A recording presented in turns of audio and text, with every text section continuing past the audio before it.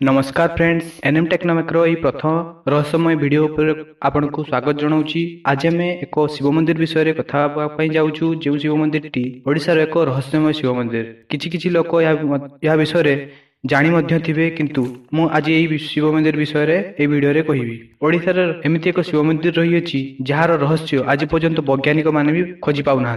ओडिशा राज्यर धर्मस्थल एवं मंदिर गुड़िक यह भारत में सर्वश्रेष्ठ स्थान रही। ओडिशार टिटिलागढ़ सहर में एक शिव मंदिर रही जो शिव मंदिर में जितेबाला ग्रीष्म प्रभाव अधिक होता है और गरम बढ़िबार लगी से समय यही मंदिर तापमात्रा कमिबार लगे। यही मंदिर एत ठंडा होता है जे मंदिर में प्रवेश कले अनुभव हुए आम कि एक बरफ जगार प्रवेश करुचु।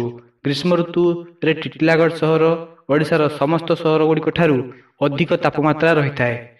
एठारे सर्वाधिक तापमात्रा 50 डिग्री पर्यंत पहुंची जाए किंतु एही मंदिर मध्य एते मात्रा रे ठंडा कौन पाई होता है यह एक आश्चर्यजनक घटना। यही मंदिर टी एक पहाड़ उपरे रही अछि।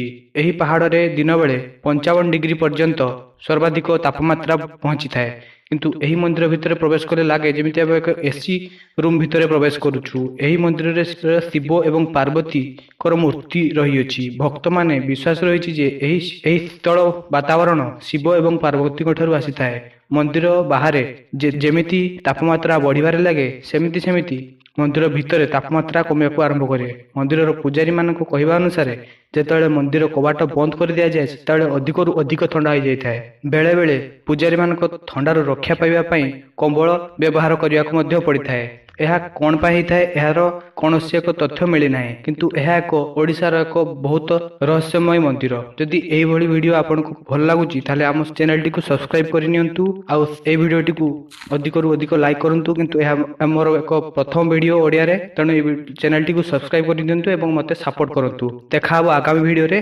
सेतेबेला पर्यंत जय जगन्नाथ।